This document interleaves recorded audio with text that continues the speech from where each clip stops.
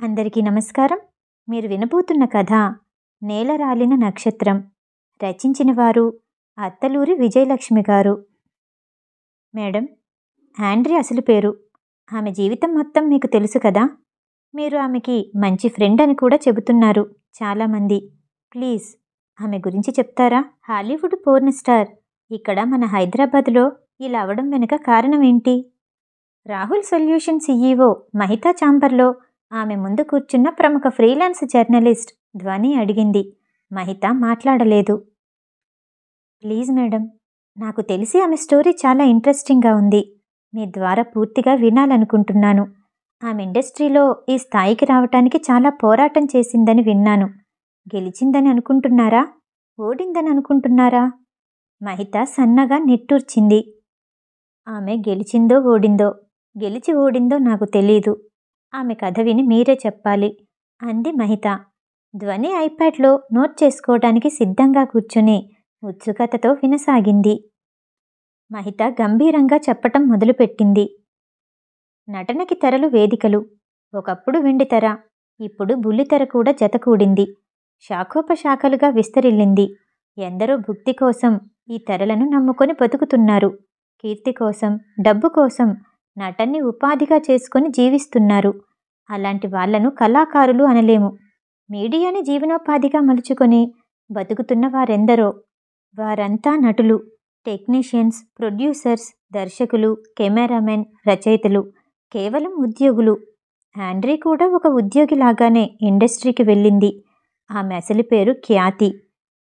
తల్లిదండ్రులు బిందు, పాని. ఒక్కగానొక్క కూతురు ఖ్యాతి అల్లారు ముద్దుగా పెరిగింది. అందం, చలాకీతనంతో పాటు కొంచెం తెగువ, ధైర్యం ఉన్న అమ్మాయి. మహిత, ఖ్యాతి 6వ తరగతి నుంచి కలిసి చదువుకున్నారు. ఇల్లు కూడా ఒకే అపార్ట్మెంట్లో, ఒకే ఫ్లోర్లో. మహిత తల్లి ఎల్ఐసిలో, తండ్రి బ్యాంకులో ఉద్యోగం. మహిత, శ్రీహిత ఇద్దరు అమ్మాయిలు. ఇద్దరికీ 5 ఏళ్లు తేడా. ఆ ఇంట్లో లక్ష్మీ సరస్వతి గుమ్మంలో కూర్చున్నట్టు ఉండేది. ఇద్దరూ చదువులో, సంగీతంలో కూడా రాణిస్తూ, సంప్రదాయాలకు ఆధునిక నగిషీలు చెక్కుతూ, అన్నిట్లో ముందంజ వేస్తూ కూడా ఒద్దికగా, పొందిగ్గా ఉండేవారు. శ్రీహిత పెద్దది. బీటెక్ అవగానే మంచి సంబంధం చూసి ఆమెకి పెళ్లి చేశారు. అక్క అత్తగారింటికి వెళ్ళాక మహితకి ఖ్యాతి సన్నిహితంగా వచ్చింది. ఖ్యాతికి చిన్నప్పటినుంచి అలంకరణ, అందం పట్ల మోజెక్కువ. సినిమాలు, సినిమా తారలు అంటే పిచ్చి. రిలీజ్ అయిన ప్రతి సినిమాకి తీసుకుని వెళ్ళమని తల్లి తండ్రుల్ని పోరు పెట్టేది. వాళ్ళకి కుదరకపోతే ఒక్కతే వెళ్ళిపోయేది. మహిత ఆ విషయంలో ఆమెకి దూరంగానే ఉండేది. బిందు, పానీలకు కూతురు సినిమా వ్యామోహంలో చదువు నిర్లక్ష్యం చేయడం నచ్చలేదు. మహిత అంటే మంచి అభిప్రాయం. ఎలాగైనా మహితాలా ఖ్యాతి కూడా బుద్ధిగా ఉండాలి అని వాళ్ళ ఆశ. అందుకు ఏం చేయాలో వాళ్ళకి తెలిసేది కాదు. మహితతో స్నేహం ఖ్యాతిని మంచి మార్గంలో నడిపిస్తుందేమోనన్న ఆశతో మహితని వాళ్ళు బాగా చేరదీశారు. ఖ్యాతిది అదృష్టమో దురదృష్టమో, ఆమె చేసిన ప్రయత్నాల ఫలమో, గ్లామర్ ప్రపంచం పట్ల వ్యామోహంతో ఉన్నామెకి అనుకోకుండా చిన్న రెడీమేడ్ షాపుకి మోడలింగ్ చేసే అవకాశం వచ్చింది. ఆ అవకాశం ఉపయోగించుకోవడానికి ఇంట్లో చిన్న యుద్ధమే జరిగింది. కానీ ఖ్యాతి లెక్క చేయలేదు. తను కోరుకున్న మార్గం అనుసరించింది. ఆ తర్వాత మరికొన్ని మోడలింగ్ అవకాశాలు రావడంతో చదువు మానేసింది. ఒక జ్యువెలరీ షాప్కి మోడలింగ్ చేసినప్పుడు సినిమాల్లో అవకాశం వచ్చింది. ఇంట్లో వాళ్ళు వద్దు అన్నా వినకుండా ఆ అవకాశం ఉపయోగించుకుంది. సెకండ్ హీరోయిన్గా చేసిన ఖ్యాతి అందం చూసి భయపడిన సుప్రియ ఆమె ఉంటే తన కాల్ షీట్స్ క్యాన్సిల్ చేసుకుంటానని బెదిరించటంతో అప్పటికే మంచి హీరోయిన్గా పేరు సంపాదించుకున్న సుప్రియని వదులుకోవడం ఇష్టం లేని నిర్మాత ఖ్యాతితో తీసిన షాట్స్ అన్నీ తీసేసి ఎక్కడో ఒక గ్రూప్ డాన్స్లో చూపించడంతో ఆ అవమానం భరించలేని ఖ్యాతి ఆత్మహత్య ప్రయత్నం చేసింది. కూతురి ప్రవర్తనకి విసిగిపోయిన తల్లి ఆమెకి మంచి సంబంధం చూసి బలవంతంగా పెళ్లి జరిపించింది. ఆకాష్ ఉన్నతమైన సంస్కారం ఉన్నవాడు. భార్య మీడియా అంటే సరదా పడుతోందని ఆమెని ప్రోత్సహించాడు. తనకు తెలిసిన కొందరు నిర్మాతలకి చెప్పి మంచి అవకాశాలు ఇప్పించాడు. కథానాయికగా 5-6 సినిమాలు చేసింది. అన్నీ కమర్షియల్గా విజయం సాధించినా ఆమెకి నటిగా ప్రతిభ చూపించుకునే అవకాశం రాలేదు. ఆమె నిరాశపడలేదు. ప్రయత్నాలు చేస్తూనే ఉంది. ఈలోగా బాబు పుట్టాడు. వాడికి 3వ నెలొచ్చాక హఠాత్తుగా మాయమైపోయింది ఖ్యాతి. వ్యామోహం అనేది దీర్ఘకాల వ్యాధి లాంటిది. యవ్వనం నుంచి వృద్ధాప్యం వరకు సాగే ఆ ప్రయాణంలో ఎన్నో ప్రలోభాలు, ఆకర్షణలు, ఆశలు, కోరికలు వ్యాధిని తగ్గించకపోగా మరింత ముదిరిపోవడానికి ఆ వ్యామోహమే కారణమవుతుంది. అదే వ్యామోహం వైకుంఠపాలి ఆటలోలా నిచ్చెనలు ఎక్కిస్తుంది, పాము నోట్లో పడేసి కిందకి దిగజారుస్తుంది. అల్లుడు ఫోన్ చేసి ఖ్యాతి అదృశ్యం గురించి చెప్పగానే ఖ్యాతి తల్లి వెక్కి వెక్కి గుండెలు పగిలేలా ఏడ్చింది. లక్షణమైన సంసారం వదులుకొని వెళ్ళింది. ఏం చేస్తుందో ఎక్కడుందో అంది ఆవేదనగా. ఆమెని మహిత ఓదార్చింది. ఇప్పుడు మీడియా అనేది ఇదివరకట్లా లేదు. ఆర్టిస్ట్గానో, షార్ట్ ఫిల్మ్ డైరెక్టర్గానో, టెక్నికల్గానో ఏదో విధంగా మీడియాలో సెటిల్ అవుతున్నారు యూత్. అది కూడా ఒక ఉద్యోగం అంతే. కాకపోతే క్లిక్ అవ్వాలి. ఒకసారి క్లిక్ అయితే డబ్బు వర్షంలా కురుస్తుంది. మీరేం వర్రీ అవ్వకండి. హిందీ సీరియల్స్ మీరు చూడరు కదా, ఎక్కడో ఒక దానిలో సెటిల్ అయి ఉంటుంది. అలా వెళ్ళిపోయిన ఖ్యాతి కొంతకాలం తర్వాత ఒకరోజు మహితకి ఫోన్ చేసి అర్జెంటుగా దస్పల్లాకి రా అనటంతో మహితకి వెళ్ళక తప్పలేదు. రిసెప్షన్లోనే ఎదురొచ్చింది ఖ్యాతి. గోధుమ రంగు మెరుపు డ్రెస్, దట్టంగా మేకప్లో మెరిసిపోతుంది. ఒక హెర్బల్ ప్రోడక్ట్కి మోడలింగ్ చేస్తున్నాను. చాలా పెద్ద ప్రోడక్ట్. ఇక్కడ కాదు, ముంబైలో. రాత్రికి ఫ్లైట్. నీకు ట్రీట్ ఇద్దామని రమ్మన్నా అంది మహితని కౌగిలించుకొని ఆనందం వెలుబుచ్చుతూ. నిజంగానా? కంగ్రాచ్యులేషన్స్. కానీ ఎలా? How did you get? ఆశ్చర్యంగా అడిగింది మహిత. వయ్యారంగా వెనక్కి తిరిగి కొంచెం ఎడంగా నిలబడిన కాఫీ రంగు సూట్ వాలాని శశాంక్ అని పిలిచింది. అతను వస్తూనే మహితని హాయ్ అంటూ పలకరించాడు. He is Shashank. He is the owner of the products. అతని కుడి చేతిని తన ఎడమ చేత్తో పెనవేసి గర్వంగా చెప్పింది. ఎవరితను? ఖ్యాతికి ఎలా పరిచయం? మహితకి అర్థం కాలేదు. ఆమె ఆలోచనలు చెదరగొడుతూ కమాన్ అంటూ ఆమె చేయి పట్టుకుని టేబుల్ దగ్గరికి లాక్కొని వెళ్ళింది ఖ్యాతి. అక్కడికి వీలు చూసుకుని రహస్యంగా అడిగింది. మీ ఆయనకి తెలుసా? ఆ, చెప్పాను అంది నిర్లక్ష్యంగా. చెప్పడం కాదు, ఒప్పుకున్నాడా? గట్టిగా నవ్వి నేను పర్మిషన్ అడగలేదు, ఇన్ఫర్మేషన్ ఇచ్చాను అంది. మరి మరి బాబు అడిగింది. తను చూసుకుంటాడు, నేనే చూడాలని లేదుగా అంది. మహితకి మతిపోయింది. భర్త ఎంత మంచివాడు, ఎంత మంచి లైఫ్, ఎలా వదులుకుంటుంది? ఎన్నో ఆలోచనలు. ఆమె ఆలోచనలు చెదరగొడుతూ అంది ఖ్యాతి. బై మహి, నా ఈ కొత్త జీవితంలో నా పేరు కూడా కొత్తగా పెట్టుకున్నాను. నా పేరు ఆండ్రీ. నవ్వింది. అంటే నువ్వు? మహిత ప్రశ్న ఆమె నోటి నుంచి బయటికి వచ్చే లోపులోనే శశాంక్తో చట్టా పట్టాలేసుకుని ఖ్యాతి ముంబై వెళ్ళిపోయింది. మహిత ఖ్యాతి గురించి ఆలోచించటం మానేసి తన కెరియర్ వైపు దృష్టి పెట్టింది. పీజీ చేసి మంచి ఉద్యోగంలో చేరింది. సాఫ్ట్వేర్ ఇంజనీర్ జయంత్తో పెళ్ళయింది. మరి కొంతకాలం గడిచింది. మహితకి ఉద్యోగంలో మంచి హైక్ వచ్చింది.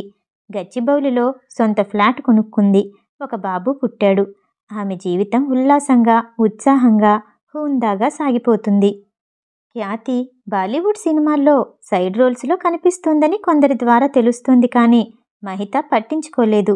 ఆమె తల్లిదండ్రులు కూతురి మీద మమకారంతో ఖ్యాతిని ఆదరించారని, అప్పుడప్పుడు వచ్చి వెళ్తుందని తన తల్లి ద్వారా తెలిసింది మహితకి. ఆకాష్ బాబుని తీసుకుని యుఎస్ వెళ్ళిపోయాడు. కాకపోతే ఇంతవరకు లీడ్ రోల్స్లో మాత్రం కనిపించలేదని తెలిసింది.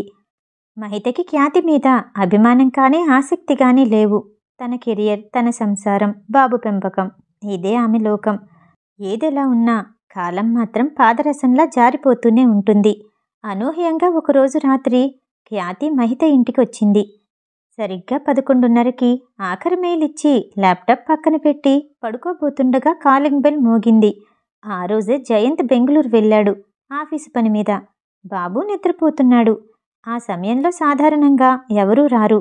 అలాంటిది ఎవరొచ్చారు అని ఆశ్చర్యపోతూనే తలుపు తీసేసరికి సుడిగాలిలా దూసుకునొచ్చింది ఖ్యాతి. వస్తూనే తలుపులు మూసి, మహి, ఇదిగో నా నగలు, ఈ పాస్బుక్స్ మా పేరెంట్స్కి అందచేయి. నాకు వాళ్ళతో రుణం తీరిపోయిందని చెప్పు.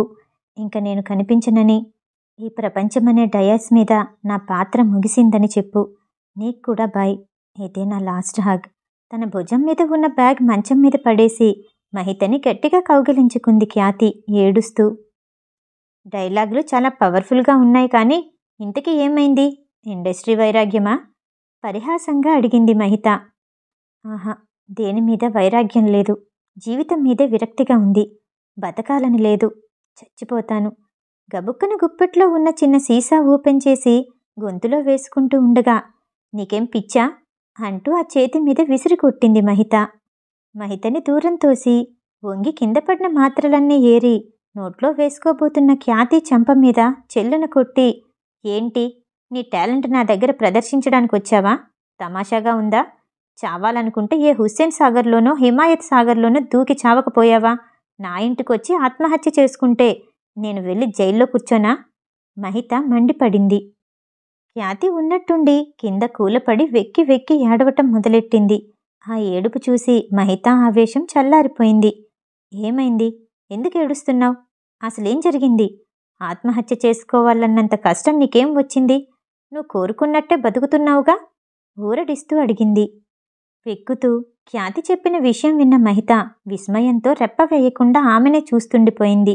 విషయం ఏంటంటే, ఖ్యాతికి ఆమె పేరెంట్స్ మళ్ళీ సంబంధం చూసి పెళ్లి ఏర్పాట్లు చేస్తున్నారు. అతను అమెరికాలో పెద్ద ఉద్యోగం చేస్తున్నాడట. ఇప్పటి వరకు నీకు నచ్చినట్టు బతికావు. మేము నిన్నేమీ అనలేదు. ఇప్పుడు నువ్వనుకున్నంత సక్సెస్ అవ్వలేదు. కాబట్టి మా మాట విని పెళ్లి చేసుకో అన్నారట. ఇప్పుడు చెప్పు, నేను బతికుండి ఏం చెయ్యాలి? అడిగింది ఖ్యాతి ఎర్రపడిన కళ్ళు విశాలం చేసి చూస్తూ. మహితకి మతిపోయింది. ఆమె పేరెంట్స్ తప్ప, ఆమె తప్ప అర్థం కాలేదు. పిల్లల్ని మొదట్నుంచి క్రమశిక్షణతో పెంచాలి. వాళ్ళలా పెంచలేదు. ఒక్కతే కూతురని అల్లారు ముద్దుగా పెంచారు. అది వాళ్ళ తప్పు కాదు. మమకారం అనేది పెద్దవాళ్ళని విచక్షణ మర్చిపోయేలా చేస్తుందేమో. లేక కూతురు మరీ ఇంత విచ్చలవిడిగా విశృంఖలంగా మారుతుందని ఊహించలేదో. జరగాల్సింది జరిగిపోయింది. ఖ్యాతి వ్యామోహాలకి ఒక యువకుడు జీవితంలో అమూల్యమైన అనుభూతులు కోల్పోయాడు. ఇప్పుడు మళ్ళీ ఇంకొకడిని బలివ్వాలనుకోవటం వాళ్ళ మూర్ఖత్వమా, అమాయకత్వమా? పైగా అవకాశాల కోసం ఆమె కొందరి వలలో పడి మోసపోయిందన్న విషయం అందరికీ తెలుసు. మరి వాళ్లకు తెలియదనుకోవాలా? ఎంత కష్టపడ్డానో నీకు తెలుసు కదా. సరిగ్గా కెరీర్ పీక్లో ఉన్నప్పుడు మానమని చెప్పటం ఏంటి? పైగా వాళ్ళని కాదని వెళితే మళ్ళీ ఇంటికి రానివ్వరట. నువ్వు చెప్పు, నాకు వేరే మార్గం ఉందా? మహిత మాట్లాడలేదు. రెప్పవేయకుండా ఖ్యాతి మొహంలోకి నిశితంగా చూసింది. నువ్వు మీ అమ్మా నాన్నని కాదని ఇంట్లో నుంచి వెళ్ళిపోయిన మొదటి రోజే నీకు ఈ ఆలోచన ఉంటే బాగుండేది. వాళ్ళు మంచివాళ్ళు, నీ శ్రేయస్సు కోరేవాళ్ళు కాబట్టి నిన్ను క్షమించి ఇంటికి రానిస్తున్నారు. అయినా నీ జీవితం నీకుందిగా. వాళ్ళు రానివ్వకపోతే ఏమైంది? అంది. ఖ్యాతి రెండు చేతుల్లో మొహం దాచుకొని బావురుమని ఏడవసాగింది. మహితకి ముందు జాలేసిన ఖ్యాతి తెలివి తక్కువ ఆలోచనకి చిరాకు వేసింది. తన చిరాకు పైకి వ్యక్తం చేయకుండా అంది. ఖ్యాతి, నీలాంటి అమ్మాయిల కథ ఈనాటి కథ కాదు. తరతరాలుగా ఈ కథ పునరావృతం అవుతూనే ఉంది. ఇది నిజానికి కథ కూడా కాదు, ఒక పెద్ద ప్రశ్న. ఎందుకు అమ్మాయిలు ఎన్ని రకాల కథలు విన్నా, సినిమా పిచ్చితో ఎందరివో జీవితాలు అసంపూర్తిగా ముగిసినా ఇంకా ఇంకా ఇదే పిచ్చి ఉంటుంది? బేతాళ కథల్లో లాగా ఒక సమాధానం చెప్తే మరో ప్రశ్న రేజ్ అవుతూనే ఉంటుంది. నువ్వు మర్చిపోయావేమో నీ మొదటి సినిమా అనుభవం. ఇన్నేళ్ల ప్రస్థానంలో అటు బుల్లితెర మీద కానీ ఇటు వెండితెర మీద కానీ కలకాలం ప్రేక్షకులు గుర్తుంచుకునే పాత్ర ఒక్కటన్నా వేశావా? నీకేం తెలుసు నేనెంత షైన్ అయ్యానో? ముంబైలో ఖ్యాతి అంటే ఎంత పేరుందో ఒకసారి రా, చూపిస్తా రోషంగా అంది. మరెందుకు మళ్ళీ తెలుగు ఇండస్ట్రీ వైపు వచ్చావు? చెప్పాగా మహి, హీరోయిన్ ఓరియంటెడ్ మూవీలో ఛాన్స్ వచ్చింది. నీకు తెలీదు ఇప్పుడు మీడియాకి ఉన్న విలువ, పవర్. ఈ రోజుల్లో నువ్వెలా బతికావు, ఎలా బతుకుతున్నావు అని ఎవరు ఆలోచించటం లేదు. ఇప్పుడు ప్రపంచాన్ని ఏలేది గ్లామర్. నువ్వెలా సంపాదించావు అని ఎవరు అడగరు.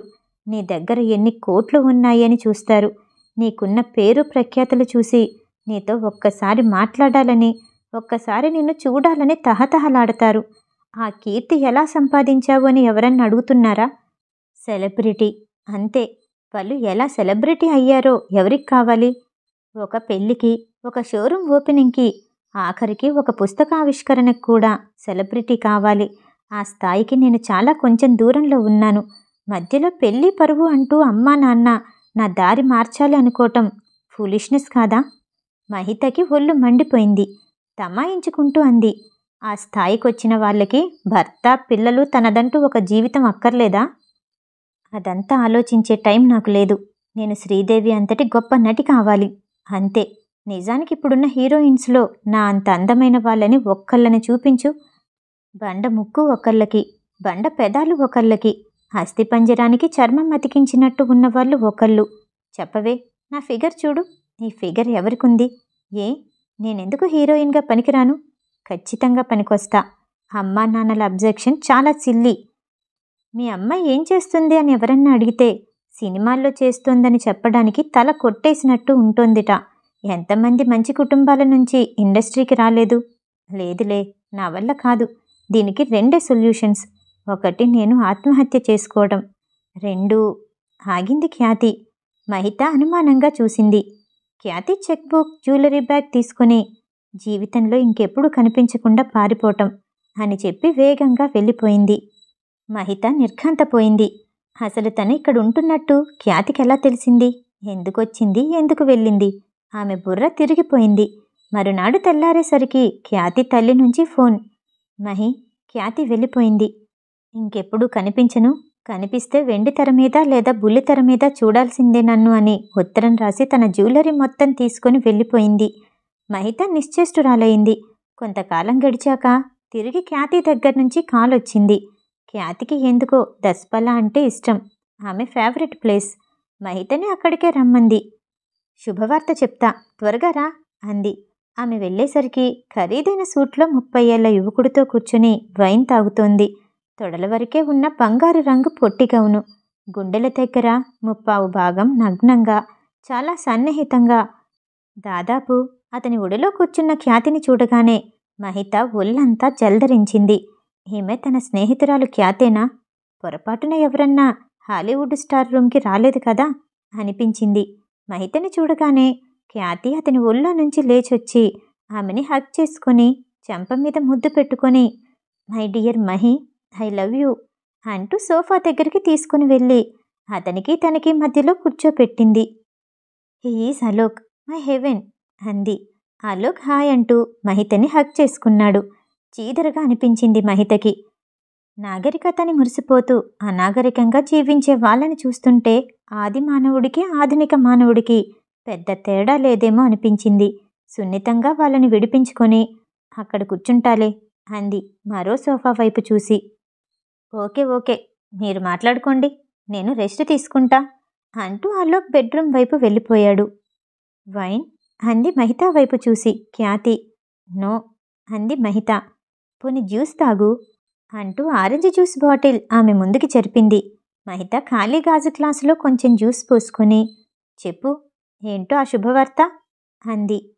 సోఫాలో వెనక్కి వాలి సిగరెట్ కాలుస్తున్న ఖ్యాతి కొంచెం వంగి తన వైన్ గ్లాస్ మహిత గ్లాస్కి సున్నితంగా తాకించి చీర్స్ అంది. ఆఖరి పొగ పీల్చి సిగరెట్ యాస్ట్రేలో పడేసి కాళ్ళ కింద పెట్టి సరిగ్గా కూర్చుంటూ, ఇంకాసేపట్లో అగ్రిమెంట్ సైనింగ్. దేనికి అగ్రిమెంట్? నా జీవితంలో ట్రెమెండస్ మార్పు రాబోతుంది. బహుశా నిన్ను కలవటం ఇదే ఆఖరిసారి. చాలా దూరం వెళ్ళిపోతున్నాను.